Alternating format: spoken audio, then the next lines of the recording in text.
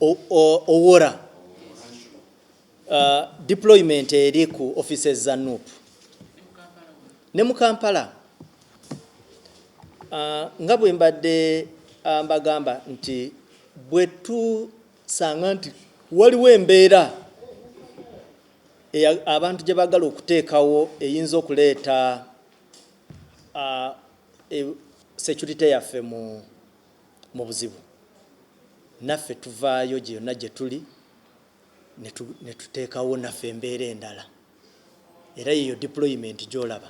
Kubanga ffe nga Uganda tetuyinza kukkiriza omuntu kusooka kutabangula ddembe then ne tutandika okujja nti ate ekyabaddewo tetuli bazikiza ba muliro mu bintu bya security.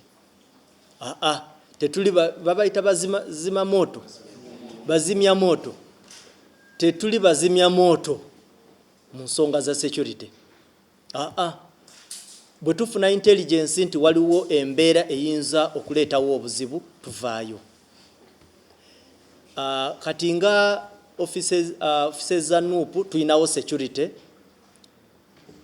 NUP ebadde etera okuba ne ku press conferences zaayo era zigenda mu maaso, nange ntera okuziraba ku TV. Naye NUP yagenze neeyitaba MP, tetulina buzibu nakyo, neeyitaba councillors, neeyita pressure groups, neeyita ne basupporters baayo bonna n'abantu bonna aba bulijjo okujja bagende mu plot yaabwe wali ku offices. So kye tubuuza really kigendererwa kyekyo.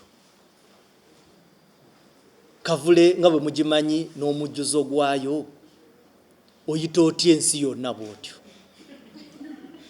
So ffe kye tugamba nti bw'oteekawo embeera ng'eyo ogwaffe tujja kukwasisa security. Era kyekyo kye tuli okukola kyekiri ku ground.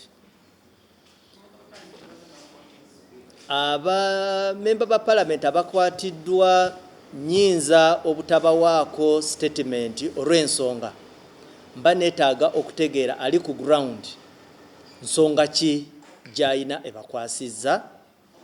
Nga bwe omanyi oyinza okuba oli awo naye nga oluusi member parliament akubye omuntu ekikundi nga nja kujaano nkuwa omusango ogutali gwegwo. So tujja kusooka tubuuze, leka tuleke abali mu kikwekweto ekyo basooke bakole ki, bo bajja tuwa information gye tunasharinga ne media. Issue eya Orwenyo wa NBS tumaze emyaka 38 nga tetukkiriza bantu ku exercisinga ddembe lyabwe erya mu luzungu kye tuyita procession. Of course ekyo si kituufu. Bantu bangi nnyo abateera wano ne batusaba permissions ne tuba permission si yaffe naye kikukakatikako okulaba nti security tuyamba mu kukwasaganya enteekateeka. Then abantu balina okumanya nti bwe tulaba nti enteekateeka tezikwatagana na ngeri gy'oteeseteesemu ggwe nga ggwe, waliwo bwe tujja ssebo ne tukituulamu ne tukulemesa. Especially abantu be tubadde tulemesa be bantu abatalina plans ezitegerekeka. Omuntu n'ayita abantu naye nga tamanyi n'abantu bayise. Waliwo abalala babadde beekweka ne bavaayo oluvannyuma. Waliwo abantu be tulinako intelligence nti ebigendererwa byabwe birala nnyo. So ebintu ng'ebyo tubadde tuvaayo era nakati tuvaayo tubivumirira, naye ate ne tuteekawo naffe embeera nga security okulaba nti obutebenkevu tebabuzanyiramu obw'eggwanga. Ndugu Mutebi, ekintu ekikwatagana n'ababodaboda abalumba omuyindi, embeera ezo yes zibadde zibangawo, naye kye twagala okusiima ku police is that naffe tuvuddengayo ne tuteekawo amaanyi okukwata abantu bano.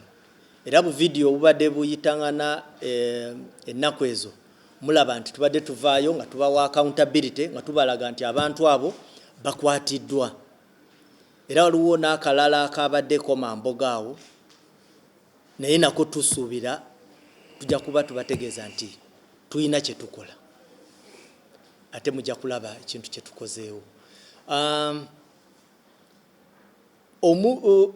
Okusalawo okulumya abantu oba okumenya etteeka kiri eri oyo aba alimenye, naye ffe nga poliisi tumakinga sure nti bw'omenya etteeka tukujjira nga poliisi, era naffe ne tuteekawo embeera endala etakusanyusa ng'omumenyi w'amateeka.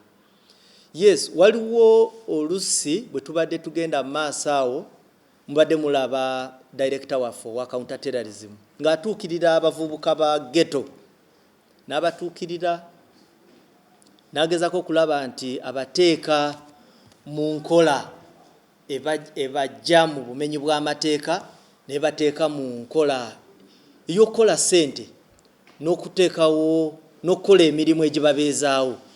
So eyo nkola nnungi ne director waffe owagunda abadde agikozesa actually agiriko political commissar waffe, naye kye tugamba bw'omenya etteeka tukujjira, era kye nsobola okugamba mwami Mutebi. City Square nga City Square tetugi mwetuli ekituufu kyo gye tuli, bw'ogendayo otusangayo, naye n'abalala bagikozesa gye bali. Mbadde ndaba abantu badonatinga omusaayi ku City Square n'ebintu ebirala ebibadde bigenda mu ffe obuzibu bwe tuyina bwokka be bantu ababa baagala ogikozesa okuteekawo embeera etali nnungi ku butebenkevu bw'eggwanga. Waliwo yogedde ku kya King Saha. King Saha sinaba kufuna briefing emala, mumanyi ng'omuyimbi, tujagezaako okubuuliza ki misango ki gyennyini gye baba bamuleeseeko, kubanga omuntu yenna bw'omukwata either aba ateeberezebwa nti agenda kumenya tteeka oba aba alimenye, oluusi ayinza okuba ku warrant of arrest. So sijja kikomentingako nnyo ndooza leka nsooke nfune kyekifa erudde eyo naki kyennyini kye bamuvunaana, era nja kufuna time mbategeeze. Yes, abantu abajja ku palamenti bali mu kategori eyo gye twogera nti waliwo bw'osanga nga bwe tugambye nti etteeka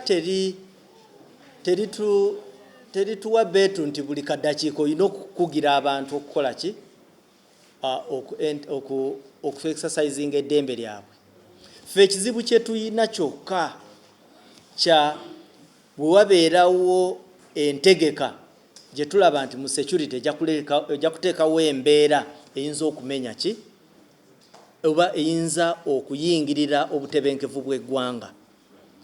Era ne bano betuli okugezaako okublockinga, senga bali batuinvolvinze bulungi mu planning, tewali baddewo mbeera mbi. Obuzibu we buli omuntu ayise abantu bonna gye bali mu ggwanga. Uganda erina abantu 45,000,000. Obayise bonna bajje ku streets za Kampala, oba oyagala tukukolere ki? Nti tubakirize tukirize abantu bonna gy'obayise yonna gye bava bajje bokipayinga streets za Kampala? Nedda. So ebintu ebyo bye bireesewo obuzibu wakati waffe n'abantu abaagala okuorganizinga processions zino. Otherwise nga police tetulina buzibu buli awo. Mwebale nnyo.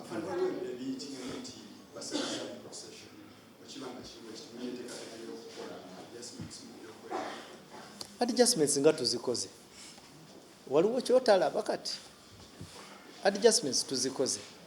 Era tulabula nti abantu abo bonna bagezeeko okwetanira advice gye twabawa. Mwebale nnyo, mwebalire ddala.